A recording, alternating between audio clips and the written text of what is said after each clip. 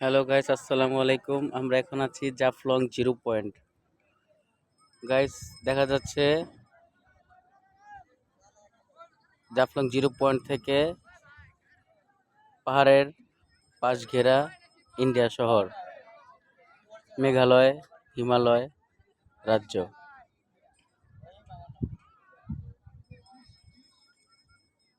ওই ইন্ডিয়ার তামাবিল বর্ডার দিয়ে ওখান দিয়ে রাস্তা দেখা যাচ্ছে, সেখানে ইন্ডিয়ার যাওয়া যায়। মূল কথা হচ্ছে জাফলং জিরো পয়েন্ট থেকে আমরা ইন্ডিয়া মেঘালয় রাজ্য দেখছি।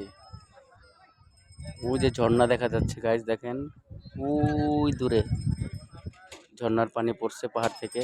হিমালয়ের পাহাড়ের পানি, হিমালয়ের বরফ গলে পানি বেরোচ্ছে। একটু পরে আমরা যাব জাফলং নদীতে গোসল করতে।